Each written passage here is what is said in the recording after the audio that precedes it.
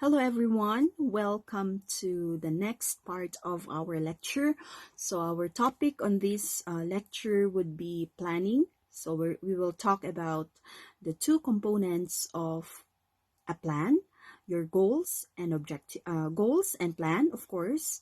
What else? We will be discussing functional areas in planning. So we have your marketing plan, management plan, uh, production plan, etc. We will also be discussing your management by objective, single-use plan, and standing plan.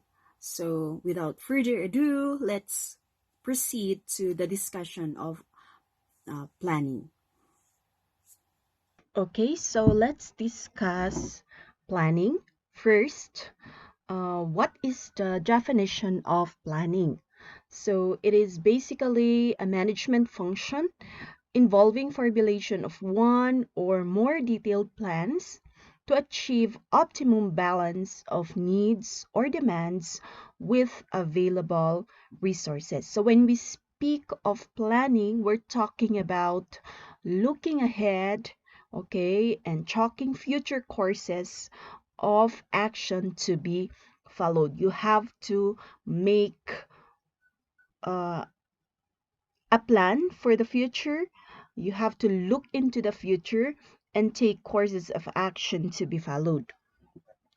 Another is according to DAFT, okay, planning is the act of determining the organization's goals and defining the means, that is your plan, of course, or plans for achieving them. So its primary purpose is to offset future uncertainties by reducing the risk surrounding the business operation or operations. So, for example, in hotel industry, okay, there might be problems in the future. Okay, so you need to come up with plans to what to at least cushion you when problems arise, okay, in the future. So you need to come up with a plan. All right, so there are two important words in the definition of planning. Of course, we have your goals and plans. So first, what are goals? When we speak of goals, these are future target or end result that an organization wishes to achieve. It is a desired future state, okay, that the organization attempts to realize. So it is important. Why? Because the organization definitely exists with a purpose or a goal. Okay. And then another one is plan. So what are plans? So when following a plan, you can always see how much you have progressed towards your project goals and how far are you, okay, or you are from your destination. So when we speak of plans, it's quite similar to a blueprint specifying resource allocations, schedules, and other actions necessary for attaining goals. Okay, so what are the purposes of goals and plans? Why are they important? So first, of course, it's legitimacy. So an organization's mission describes what the organization stands for and its reason for existence. So you need to emphasize on its legitimacy, the organization's legitimacy. So what is the reason why the company exists? What is the reason why it's operating? Okay, next, it's also a source of motivation and commitment. So goals and plans facilitate employees identification with the organization and help motivate them, of course, by reducing uncertainty and clarifying what they should accomplish. Another is that it guides the organization's action. So it can provide a sense of direction. And then it could be a standard of performance. So it serves as a performance criteria. So goals and plans serve as um, performance criteria, and rationale for decisions. So managers can make decisions to ensure that activities within the organization will be made in accordance with, of course, desired outcomes. Okay, so these are the characteristics of your goals. So I believe you're familiar with your SMART. It has to be specific. Your goals should be specific. It should be measurable, okay, achievable, relevant, and of course, it has to be within your time frame, or time. It should be time based. All right, there. So these are examples. Okay. All right, now let's talk about organizational mission. So when we speak of your mission, it is actually the reason why the organization exists. So it contains the values, the aspirations, and of course, the reason of the organization's being. So mission statement is broadly stated definition of your basic business scope and operations that distinguishes the organization from other similar type. So it is what makes the organization unique. So these are examples of mission statements, okay, of Nike, and of course Adidas. And then we also have here example of mission statements of Jollibee and McDonald's. Okay, so your goals according and plans according to the level of management. So the top management or the senior top management are responsible for strategic goals and strategic plans. Your middle management are responsible for tactical goals and of course tactical plans. And your lower management are responsible for operational goals and operational plans. Okay, so goals and plans according to level of management. So the top level managers, as mentioned earlier, are concerned with longer time periods and with plans for larger organizational units. So they develop the mission, organizational objectives, and of course, major policy areas. The middle managers, on the other hand, are responsible for translating broad objectives of top level management. So they would transform or translate it into more specific goals for work units. And then finally, your first level managers are in charge with the daily plans, such as, of course, scheduling of work hours, okay, deciding what work will be done and by whom, and of course, they also develop structures to reach these goals. Okay, so when we speak of your strategic goals, these are broad statements of where the organization wants to be in the future. So it talks about the whole. So strategic goals, the whole rather than specific division or department, meaning to say the whole organization. So it includes company mission, vision, goals, primary strategies, and overall budgeting. So the strategic goals, it's uh, for the whole organization. Strategic plans, on the other hand, are actions or steps by which an organization intends to attain strategic goals. Okay, tactical goals. These are the outcomes that major divisions and departments must achieve for organization to reach its overall goals. So it's departmental. Okay, it's also yearly, or it could be quarterly plans, policies, procedures, and budget. So tactical plans are plans designed to help execute major strategic plans to accomplish a specific part of the company's strategy. Operational goals are, of course, specific measurable results expected from departments, work groups, and individuals. So operational plans, okay, organizations lower levels that specify action towards or action steps toward achieving operational goals. Okay, so there you go. So these are the kinds of goals according to level and time frame. So your strategic goals are long-term, tactical are of course intermediate, operational are short-term. Okay, so in your functional area, we have the management, the marketing, finance, research, and development department. Okay, so let's talk about planning types and performance. So we have here your management by objectives, your single-use plans, your standing plans, and of course your contingency plans.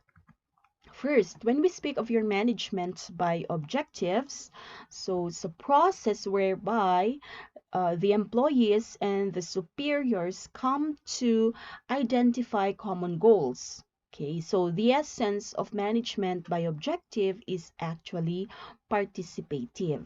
Okay, so when we say participative, they include or they involve the lower level management, including the subordinates. Okay, so an important part of MBO is, or management by objective, is the measurement and the comparison of employees' actual performance with the standard set.